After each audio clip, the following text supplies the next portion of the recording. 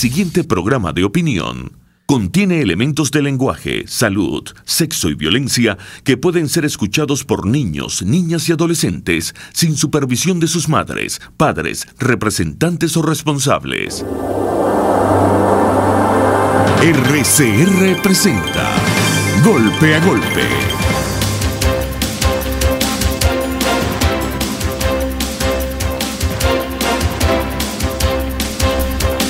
Golpe a Golpe, buenos días. Jueves 23 de agosto 2018. Estaremos trabajando para ustedes en la dirección general de la estación, Jaime Nestares, en la gerencia de producción, Willis Arcaya, en la producción de este espacio, Jason Vargas, Marilia García y Jessica Varela. En los controles estará César Arteaga y recuerden seguirnos en nuestras redes sociales por @RCR750 y vernos a través de rcr.tv, la radio que se ve. Y bueno, yo tengo una noticia aquí que está publicada en costadelsolfm.net que dice así: Nicolás Maduro convoca a la clase obrera a un congreso constituyente. Creo que lo van a realizar en los próximos 15 días. Y señores y señoras, esto me huele a modificación de la ley orgánica del trabajo para los trabajadores y trabajadoras, y me da la impresión que aquí va a haber modificación de prestaciones, del modelo de prestaciones sociales. En el esquema que tiene el gobierno pareciera que ese esquema no entra.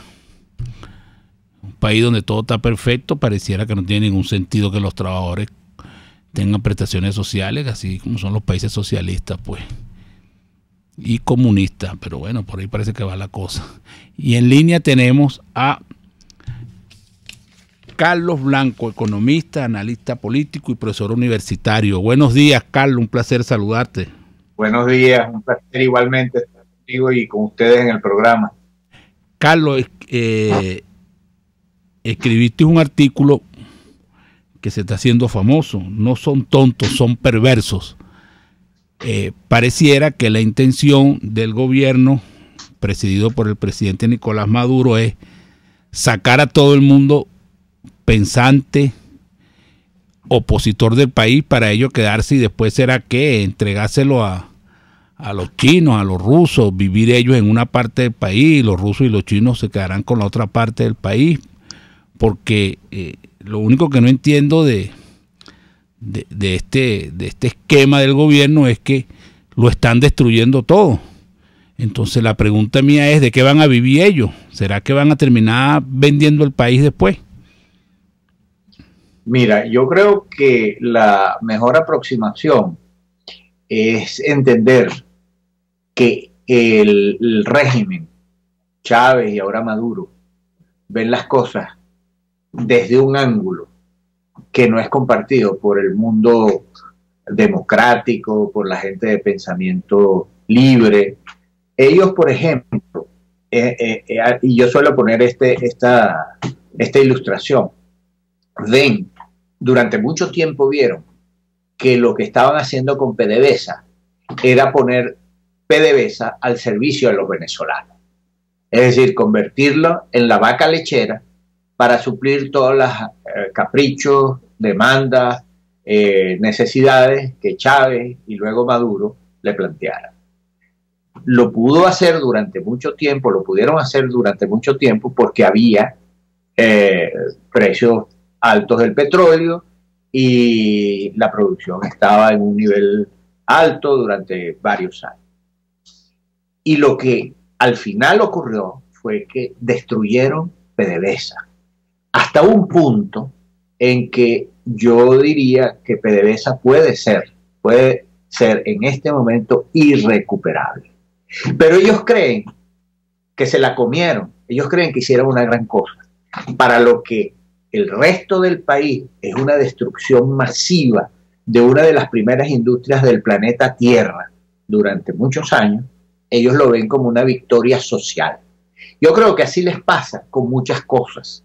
Ellos están pensando que están logrando grandes cosas. ¿Por qué?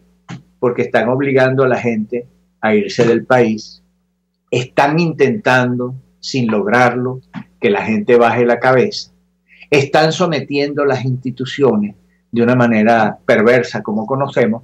Entonces creen que están imponiendo un modelo, pero como tú dices, lo que han generado es un caos total que se los está comiendo a ellos también. Digo porque cuando uno ve el modelo cubano, uno ve que el modelo cubano a la final fracasó.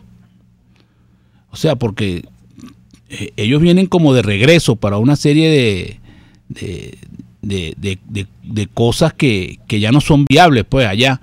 Entonces, bueno, a lo mejor lo salva un poco más ser una isla, pues, y tener un poco más de control de la situación, pero no fue viable el modelo. Ahora, estos implementan este modelo aquí, que yo digo que es un modelo destructivo. A lo mejor fue planificado. Total. Bueno, si fue planificado, son unos tipos extremadamente exitosos, porque de verdad que han sido lo que planificaron, se les ha dado al pie de la letra.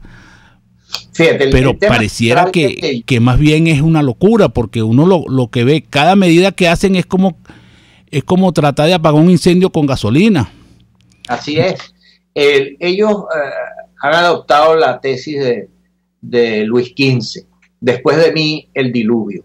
Es decir, el objetivo central de Chávez y luego de Maduro y del grupo que los rodea a ambos es conservar el poder a toda costa. Conservar el poder en una circunstancia en que no están dispuestos ni a compartirlo, ni mucho menos a cederlo democráticamente. Entonces, agarrarse el poder para sí mismo, mantenerlo al costo que sea, al costo de la represión, al costo de muertes, torturas, exilios, al costo de la ruina económica del país, al costo de la migración más importante que ha tenido América Latina en toda su historia, al costo del prestigio internacional que ellos pudieran haber aspirado alguna vez, al costo de la condena que todos los factores democráticos del mundo le hacen, es porque se propusieron conservar el poder, conquistar el poder y conservar el poder. Ahora están en una situación distinta, que es que eso que ellos se plantearon como una revolución, que yo creo que no fue ninguna revolución, pero se lo plantearon como tal, degeneró en una mafia que controlan un Estado. Es decir, no es un proyecto político ya, es un proyecto criminal, en el cual hay distintas mafias que se reparten las franjas del Estado en sus niveles nacionales y subnacionales y en sus distintos sectores. Entonces, eso es lo que les permite el control, pero al mismo tiempo les impiden refrescar, bajar la presión, porque saben, estos personajes saben, por lo menos su núcleo central, que no tienen la posibilidad de irse a otros lugares del planeta, porque están vistos y condenados como criminales, como gente que ha violado los derechos humanos, que ha estado incurso en delitos de corrupción, que tiene vinculaciones comprobadas con el narcotráfico y que tiene vinculaciones con el terrorismo internacional. Entonces, ahora, Carlos Blanco, después que tú haces ese análisis y que yo de alguna manera comparto en su gran mayoría, uno también ve, no solo por las encuestas, sino por lo que siente en la calle, por lo que habla con la gente, que la gran mayoría está en desacuerdo con esto que está ocurriendo. O sea, uno siente que no es el 80%, yo creo que eso es más del 80%, o sea, debe estar rondando ya el 85% de los venezolanos que están en contra de esta situación que está viviendo. Y pareciera que ese 85% no consigue cómo expresar su descontento.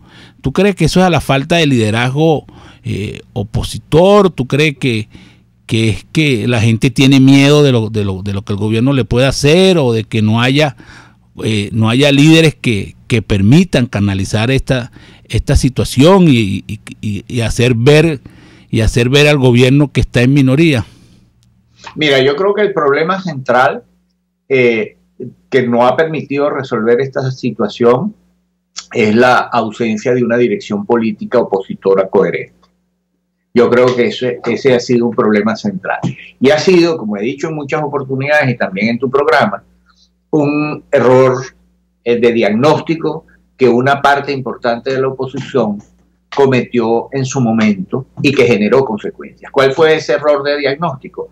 La idea de que era posible competir electoralmente para cambiar la cabeza del régimen vigente en Venezuela.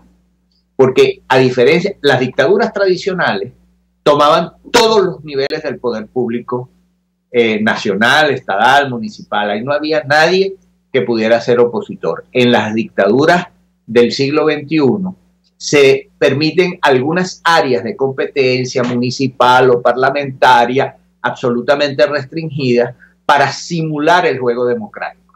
Pero lo que no permite las dictaduras del siglo XXI, bajo ningún respecto, es el cambio de la cúpula en el poder.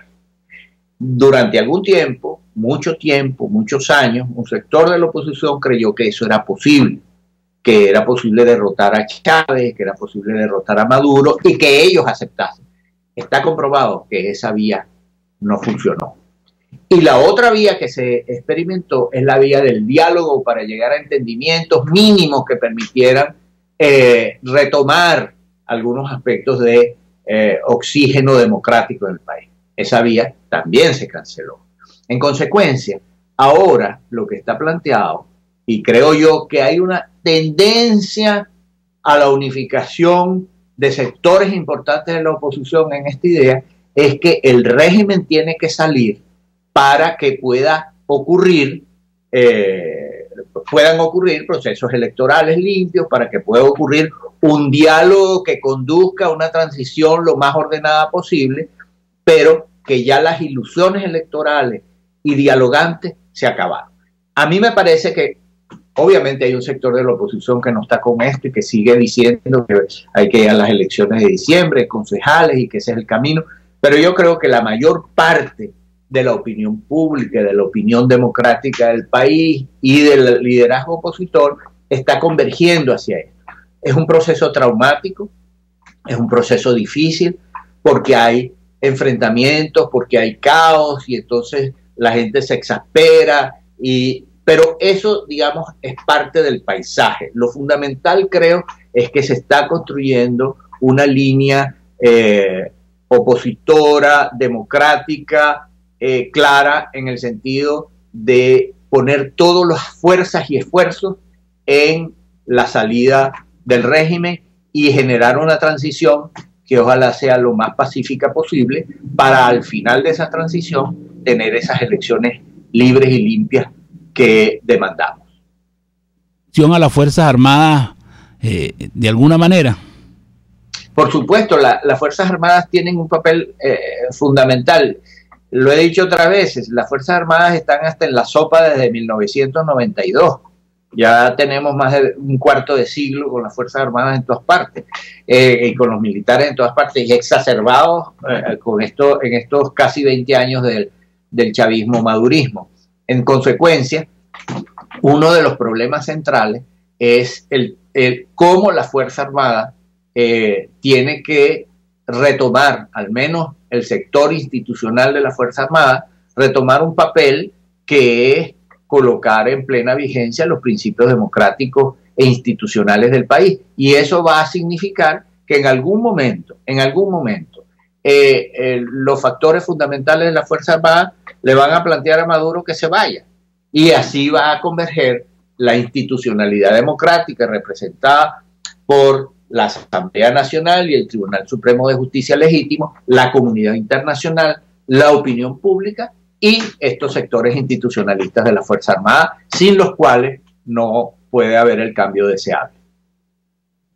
Ajá, Carlos, ¿me oye? Sí, claro. Carlos, ¿me oye?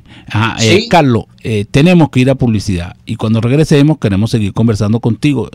Ya hicimos un análisis de la situación del país, del chavismo, y ahora vamos a hacer un poco un análisis de lo que está haciendo la oposición, su situación actual de los últimos días, que ha sido un poco complicada, y lo que debería hacer la oposición en el futuro para tratar de salir de esta crisis que estamos viviendo. Estamos conversando con Carlos Blanco, economista, analista político, profesor universitario. Vamos a publicidad. Usted escucha Golpe a Golpe por RCR 750 AM. Son las 8:18. Puedes seguirnos en nuestras redes sociales. En Twitter, @RCR750, la radio que se ve. A mitad de tarde, disfrute de una amena tertulia, acompañada del análisis preciso del acontecer nacional e internacional. La Linterna, con Diego Bautista Urbaneta. Relájese al son de buena música, participe y forme parte de este espacio. La Linterna, de lunes a viernes, a partir de las 2 de la tarde, por RCR 750 AM.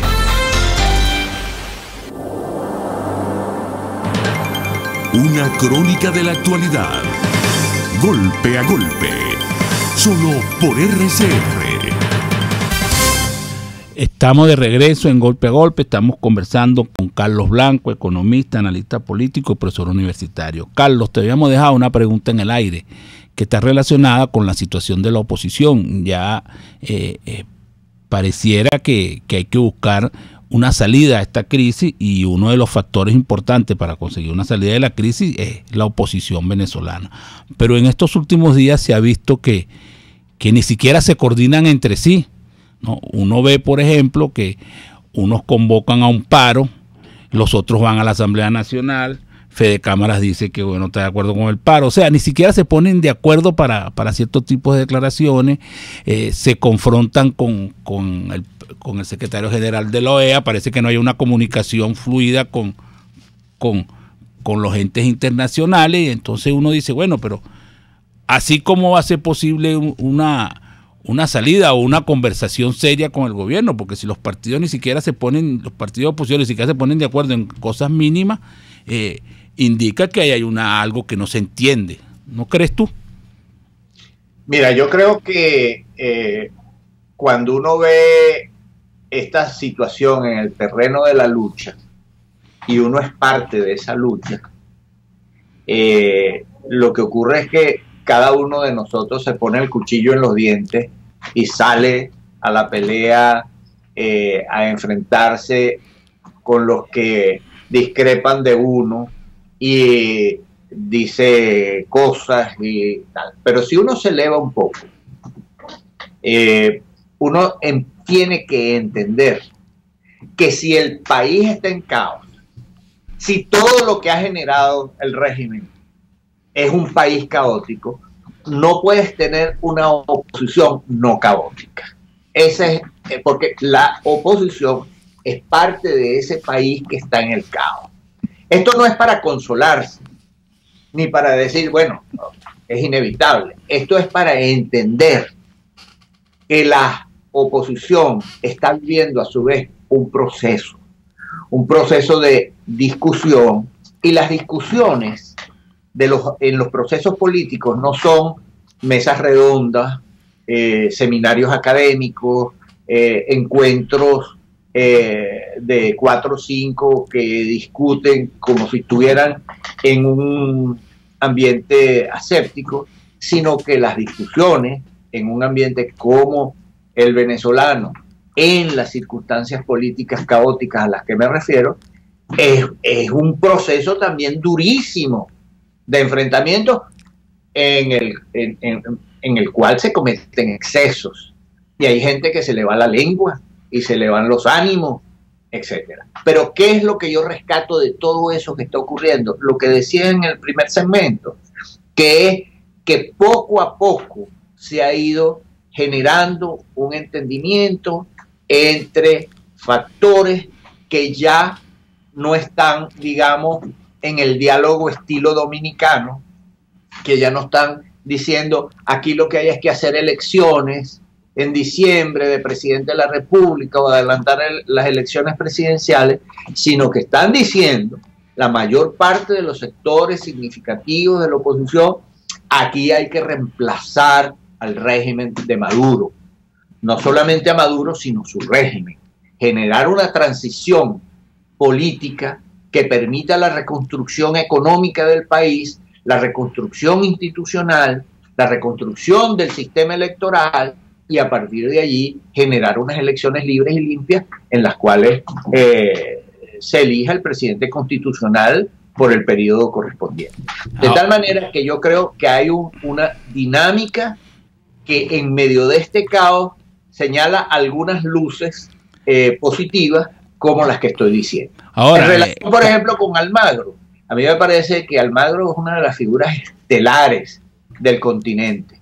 Es un hombre que se comprometió desde el comienzo, desde cuando no se veía luz y venía de la gestión de Insulza, que fue tan terrible, tan dramáticamente mala para la lucha democrática venezolana. Y Almagro desarrolló una posición. Y yo creo que está cumpliendo un papel de alerta, de tábano, de persona pendiente de los asuntos del país. Y por supuesto, cuando una persona da una opinión de su estatura en el marco de este caos, bueno, genera urticarias y acuerdos y desacuerdos, pero ese es su papel. Ahora, Carlos Blanco, quien pareciera que está sacando, por decirlo de alguna manera, más provecho de este caos es María Corina Machado, porque las encuestas indican que ella es la líder opositora más popular en este momento desde el punto de vista de los opositores venezolanos. Pareciera que es la que está actuando con más coherencia desde el punto de vista de los planteamientos para resolver la situación del país, porque cada vez que yo veo una encuesta o cada vez que hablo con la gente de las encuestadoras, me dicen que ella sigue subiendo. O sea que pareciera que tu tesis coge cuerpo. Sí, yo creo que María Corina ha representado coherencia, coraje, firmeza política en el curso de estos años. Y eso el país lo ha comenzado a reconocer de una manera vigorosa, lo cual se muestra en ese ascenso vertiginoso en las encuestas. Yo lo que creo que hay que destacar es que María Corina ha sido muy coherente con el planteamiento. Desde hace muchos años, pero podría marcar el 2014, cuando se planteó la salida conjuntamente con Antonio Ledesma y Leopoldo López y el movimiento estudiantil, etcétera, en el país. Lo planteó claramente: este es un régimen que no va a salir por la vía electoral ni a través del diálogo con Zapatero. Y así se ha ido produciendo ese desarrollo de su posición, junto con la de Antonio Ledesma y la de muchos líderes gremiales, sindicales, estudiantiles del país.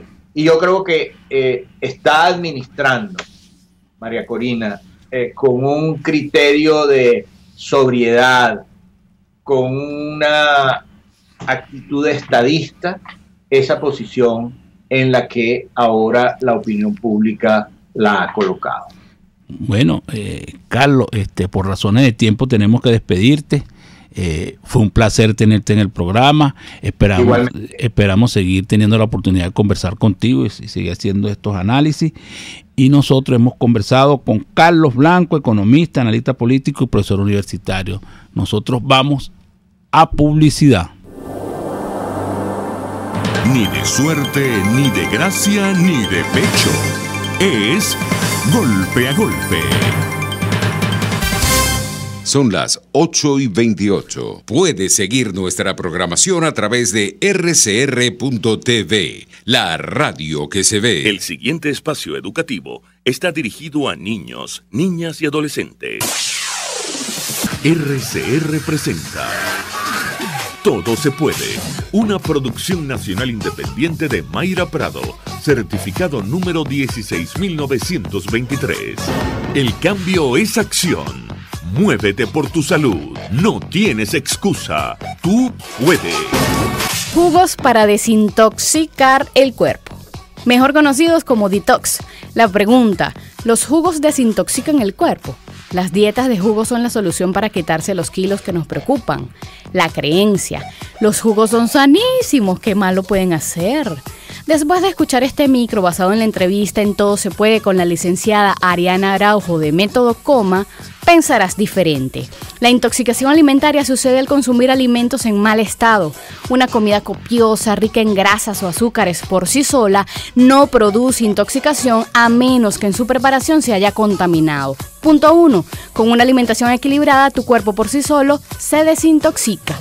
¿Y qué pasa con los jugos? Escucha, actualmente existe un boom de las dietas detox que plantean desintoxicar el cuerpo con tan solo unos días consumiendo una dieta líquida a base de jugos de frutas o vegetales. Sin embargo, estas estrategias para desintoxicar, depurar o limpiar el organismo solo generan activaciones de rutas metabólicas que producen más desechos que una dieta equilibrada, siendo poco eficaces tanto para limpiar nuestro organismo como para mantener los kilos perdidos tras realizar este régimen. Punto 2.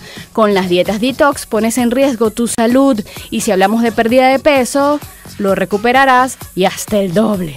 Otro punto importante es que licuar vegetales y frutas, hasta agregándole avena, hojuela y linaza, la fibra que contienen es disminuida notablemente, quedando así en su mayoría las vitaminas, el agua y los hidratos de carbono que estos poseen, por lo que se pierden gran parte propiedades importantes de la fibra, como aumento de la saciedad, mejora de las evacuaciones, prevención de cáncer, disminución y ralentización de la absorción de grasas y azúcares de los alimentos. Entonces, ¿para qué nos sirven todos estos licuados? Para darte un gusto de vez en cuando, ni para desintoxicarte, ni para bajar de peso. ¿Cómo se hace una verdadera dieta detox? Solo lleva una alimentación sana con todos los grupos de alimentos, consume de 6 a 10 vasos de agua al día según tu requerimiento, realiza actividad física mínimo 150 minutos a la semana, no te asustes, eso es nada más media hora, evita el exceso de cafeína y alcohol y elimina el consumo de cigarrillo. Tus sanos hábitos diarios son el verdadero detox. Todo se puede. RCR presentó Todo se puede con Mayra Prado. Síguela por Twitter, @todosepuedenet. Una producción nacional independiente de Mayra Prado, certificado número 16923. En Global Therap, Centro de Rehabilitación Física, aplicamos tratamientos personalizados para todas las edades con equipos de última tecnología que te aseguran una rápida recuperación. Atendemos esguinces, fracturas, lesiones deportivas, desgarros musculares y lesiones de rodilla. Búscanos en el Centro Comercial Multiplaza Paraíso, nivel empresarial 2, teléfono 0212-461-9087. Global Therap y despídete del dolor. RCR 750 AM, porque lo bueno une. En RCR somos vanguardia. Toda la programación de tu RCR también la puedes seguir a través de la internet.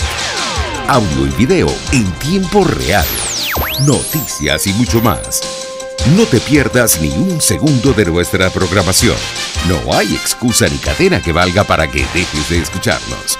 Ingresa a rcr.tv, la radio que se ve.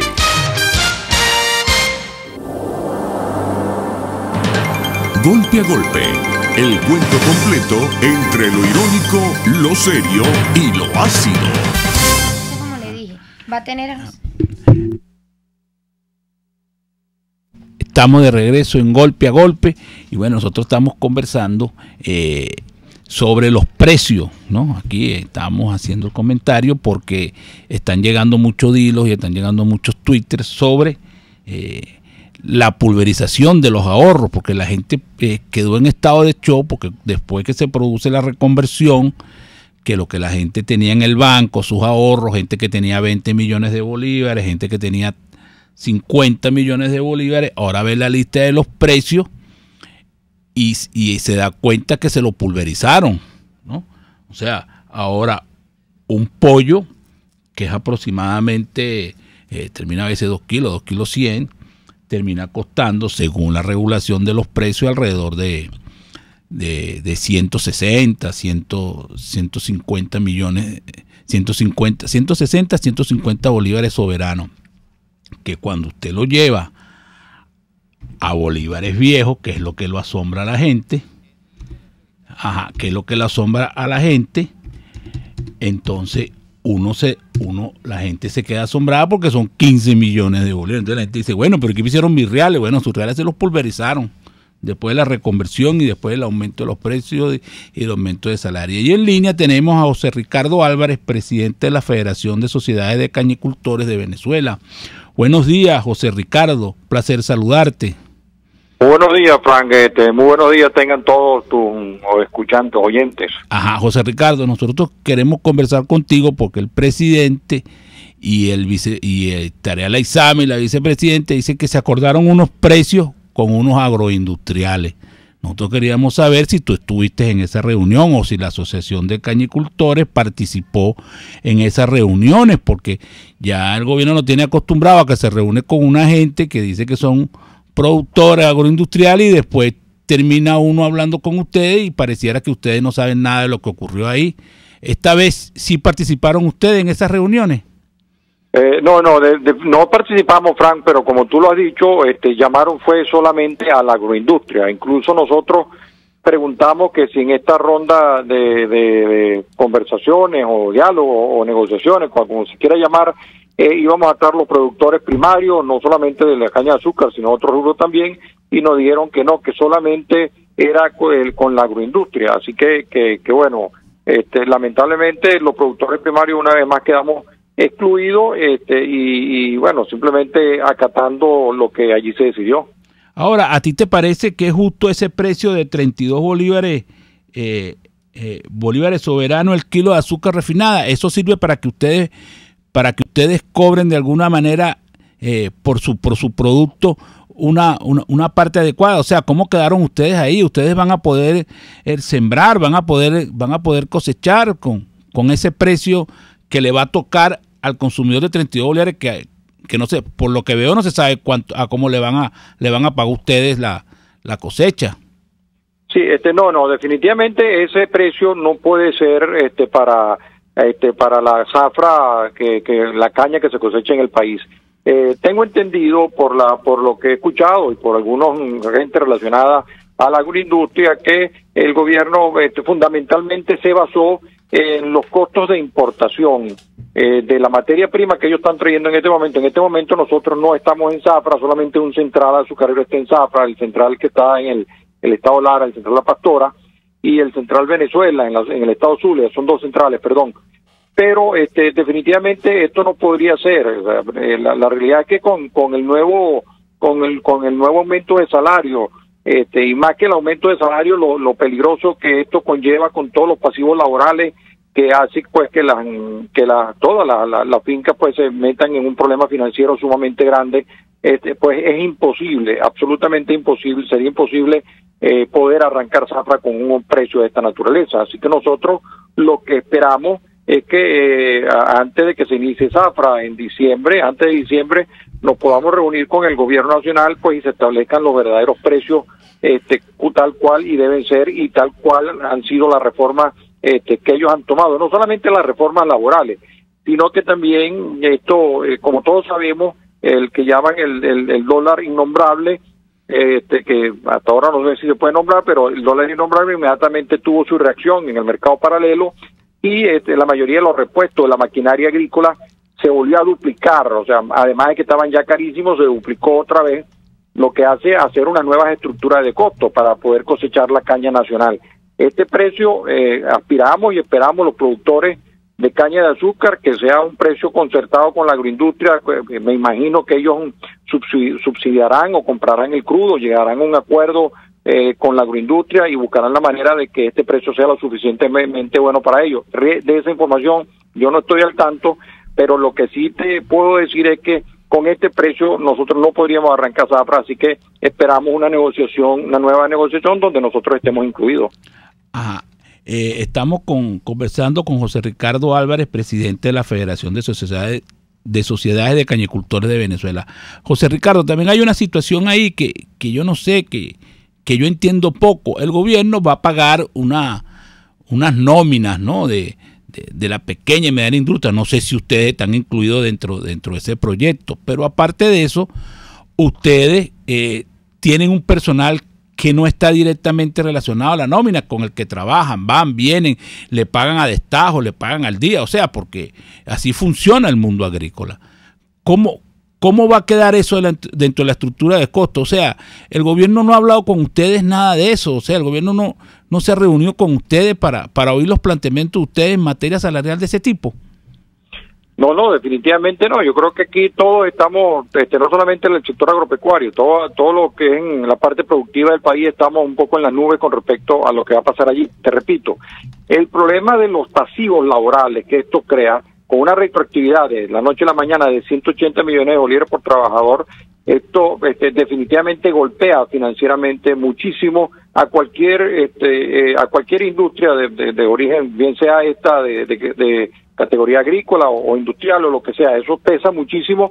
Nosotros estamos conscientes de que el poder adquisitivo de la persona, del trabajador, de todas las personas debe recuperarse, pero creemos que lamentablemente estas medidas no van a ayudar mucho. Lo que hace es golpear a todas las.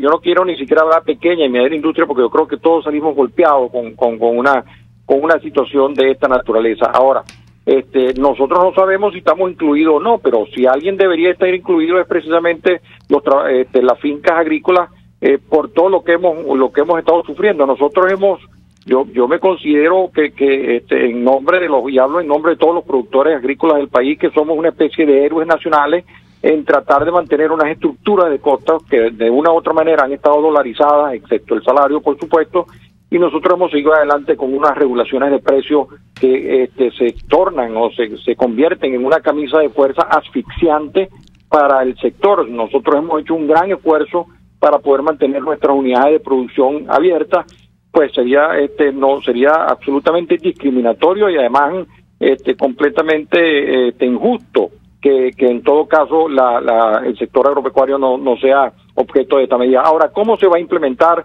Realmente nosotros no lo sabemos, pero indudablemente haremos todo lo que sea necesario para que nuestros trabajadores, bien sean estos de contratados o no contratados, fijos o no fijos, traten de por supuesto de cobrar eso del gobierno nacional, y aspiro que en un momento dado podamos nosotros también asumir pues el compromiso de pagarle a nuestros trabajadores, que siempre nos preocupa que tengan buenas condiciones, esto que el gobierno dice, pero si el gobierno no toma en consideración algún ajuste, a ver qué vuelta se le da a este asunto del pasivo laboral que se ha creado allí en todas las empresas, pues yo veo y avisoro que muchas de las empresas podrían estar cerrando su puerta porque es imposible hacerle frente a esto.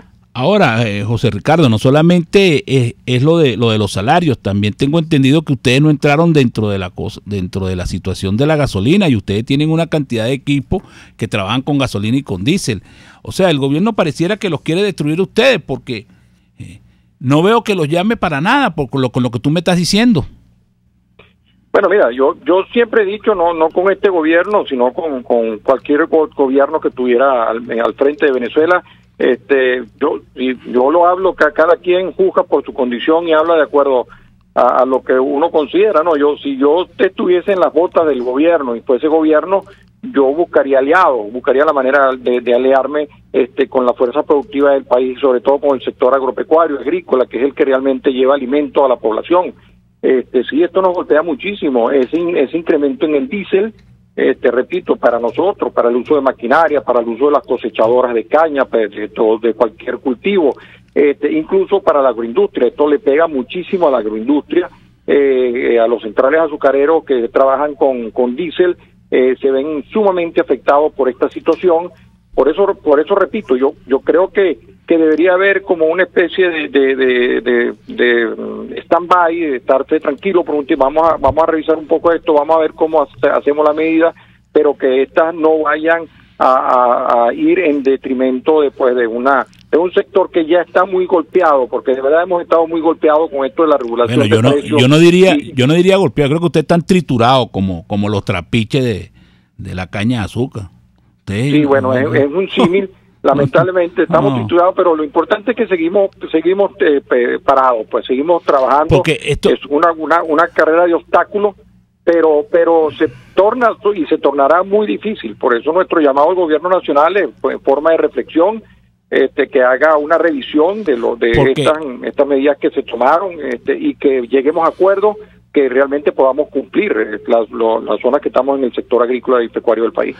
Estamos conversando con José Ricardo Álvarez, presidente de la Federación de Sociedades de Cañicultores de Venezuela. Esto te lo digo, José Ricardo, porque cuando uno habla con gente que está en Colombia, que es amiga de uno le pregunta a cómo cuesta el kilo de azúcar allá, y más o menos el kilo de azúcar tiene un promedio como de $0.90, ¿no? Que en pesos son como algo... En alguna parte están en 80 centavos de dólar. Exacto, pero eso pasa, ese precio está más cercano a 5 millones de los viejos, o sea, 50 bolívares soberanos que a este precio que está poniendo el gobierno. Entonces pareciera que no hay una sinceración real de la situación de la parte azucarera del país, por lo que te digo, porque oye, es que no lo llaman ustedes, uno no entiende cómo es que ustedes no participan en esas reuniones para más o menos el gobierno entienda qué es lo que está pasando en esa área. Bueno, estamos también sorprendidos. Nosotros no nos enteramos de esas reuniones sino después que sucedieron. O sea, creo que fueron durante el fin de semana. Nosotros estuvimos completamente ausentes, pero es así. Por eso es que el gobierno, en este caso, debería llamar y reunirse con nosotros para el comienzo de la próxima zafra. Aunque todo nos echa desde una vez. Fíjate, nosotros liquidamos unas cañas que se vendieron a un precio muchísimo por debajo de lo que hoy se vendió. Ese precio de 32 al cañicultor no le toca nada a los productores. Sin embargo, los productores mantienen una nómina fija de los costos fijos en su finca, que nos hemos tenido que entregar una serie de costos a precio nuevo, habiendo la mayoría liquidado los azúcares, ni siquiera al precio de 660 como estaba ahorita, sino creo que estaba alrededor de los 100 y tantos. O sea que el cañicultor realmente, para que sepan, el cañicultor percibió promedio en esta zafra 22.000 bolívares el kilo de azúcar. O sea, ¿cómo se mantiene una estructura de costo de esa forma? Sí, es bien cuesta arriba.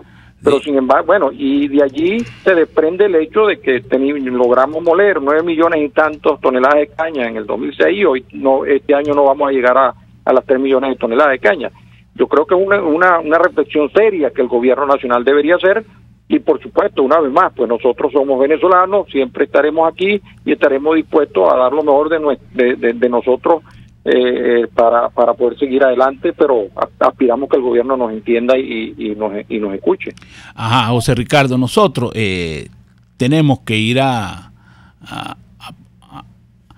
publicidad, pero te vamos a dejar en el aire una pregunta que está relacionada con la zafra que viene, porque con lo que tú nos estás explicando, la zafra que viene va a tener que tener un costo mayor. Entonces hay un problema con los abonos, un problema con la semilla, un problema con la gasolina, un problema con la mano de obra. Definitivamente hay una serie de costos que el gobierno no ha tomado en cuenta, pero pareciera que ustedes sí los han tomado en cuenta ya, y ustedes ya deberían de tener una idea de más o menos cuánto va a costar eso, y ustedes me imagino que le irán a hacer un planteamiento al gobierno donde le van a dejar claro que si no hay un precio determinado para esa zafra, ustedes no van a sembrar, pues, o no van a participar de esa zafra. Y eso nos lo vas a responder cuando regresemos de publicidad, y estamos conversando con José Ricardo Álvarez, presidente de la Federación de Sociedades de Cañicultores de Venezuela. Nosotros vamos a publicidad. Usted escucha Golpe a Golpe por RCR 750 AM. Sintonícenos a través de Periscope @RCR750, la radio que se ve. En Caesport no hay límites ni obstáculos a la hora de enviar tu carga, sea marítima o aérea. Puedes enviar desde palillos hasta contenedores de cualquier capacidad. Recuerda que Caesport son especialistas en envío de cargas, consolidación, reempaque y te ofrece casilleros gratis en USA. Infórmate en USA por el 1305-514-2500. En Panamá por el 507-395-1134. En Venezuela por el 0241-775-5575. Caesport, déjalo todo en nuestras manos. Este y todos los domingos, conversaciones con Gustavo Trías. Crónicas, testimonios, anécdotas, cuentos de programas de radio y televisión de otros tiempos, de sitios de diversión en todo el mundo, compositores, políticos, artistas de cine famosos, todos tienen historias. Todos los domingos a las 9 de la mañana. Historias bien contadas. Sintonícenos a través de rcr.tv, @RCR750, la radio que se ve.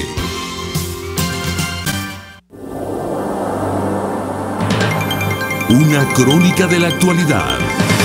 Golpe a golpe. Solo por RCR.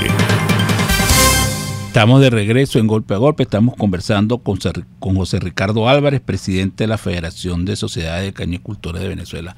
José Ricardo, ustedes han realizado durante todo el año una serie de protestas, me han enviado cartas, ustedes han hecho de todo. Ahora la pregunta es, ¿hasta dónde van a llegar ustedes con la nueva zafra? O sea, ¿qué le van a plantear al gobierno con respecto a la nueva zafra? ¿Ustedes tienen ya un precio estimado de lo que va a costar esa zafra? Sí, no, nosotros siempre hemos estado en contacto con el gobierno y hemos, por supuesto, que hemos hecho protestas y le hemos hecho llegar por diferentes vías nuestras inquietudes al gobierno nacional.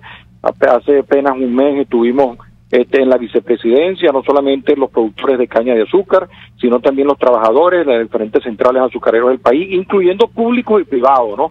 Porque esto es bien importante. Nosotros como productores y como trabajadores del sector caña de azúcar no estamos diferenciando si es público o privado.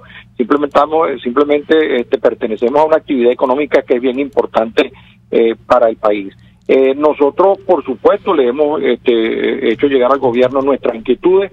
Una de las grandes tragedias que pasó este año fue que precisamente desde Agropatria, que es la única proveedora de insumos agroquímicos y fertilizantes que tenemos en este momento, pues nos dijo a nosotros los productores de caña de azúcar que nosotros no éramos prioridad para el país y que como no éramos prioridad para el país, nosotros no podíamos obtener agroquímicos y fertilizantes directamente de Agropatria. O sea, nos discriminaron absolutamente.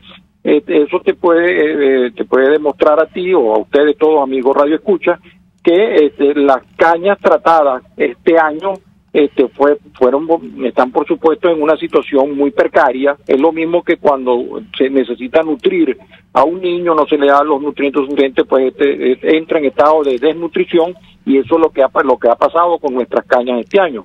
Pues no han podido ser tratadas con una buena fertilización, no se han podido controlar las malezas ni las plagas lo suficientemente bien porque no tenemos los agroquímicos, y lo que tenemos para el comienzo de la próxima zafra pues es unos cultivos muy precarios en nutrición y en calidades de azúcar, de la concentración de la sacarosa de azúcares que va a tener el cultivo. Eso plantea una dificultad mayor para la próxima zafra. Nosotros, con respecto a los costos, siempre lo hacemos en conjunto, no solamente los productores, sino lo hacemos en conjunto con la agroindustria, junto con las universidades nacionales, incluso con los agroindustrias y los productores de los centrales públicos, de la CBA Azúcar, y es una especie o son unos costos de esta producción muy transparentes porque son absolutamente públicos. Nunca creemos que tenemos el monopolio de la verdad, pero sí tratamos de hacer lo más profesional posible dentro de ellos. No me atrevo a hablar de los próximos costos para la próxima zafra, porque este es un país que se mueve día a día con unos índices inflacionarios pues desesperantes, alarmantes y muy preocupantes para todos los venezolanos.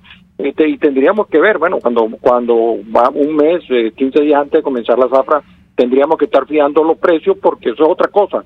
La banca nacional, cuando ve que no tenemos suficientes ingresos, también pues se pone un poco dura en darnos financiamiento con toda la razón. Nosotros entendemos que sea así, pero entonces el gobierno nacional también tiene que entender pues la necesidad de que tome sus decisiones y haga su análisis a tiempo. O sea que no sabemos si este año va a haber zafra o no, por los momentos.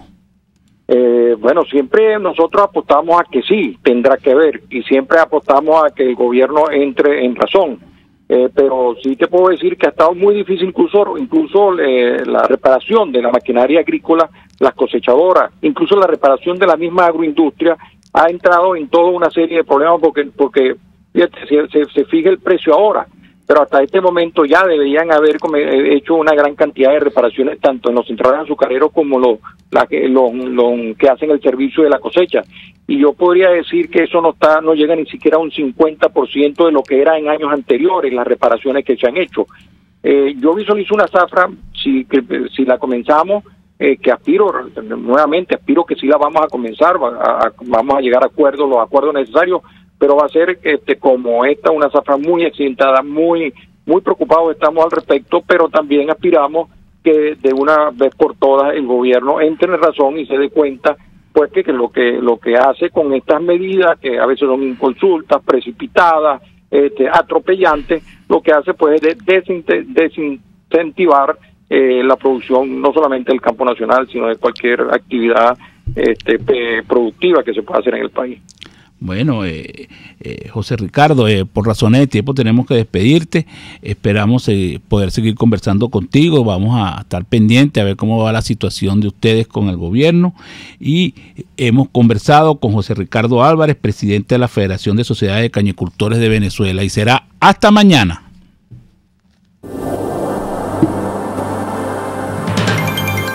RCR presentó Golpe a Golpe.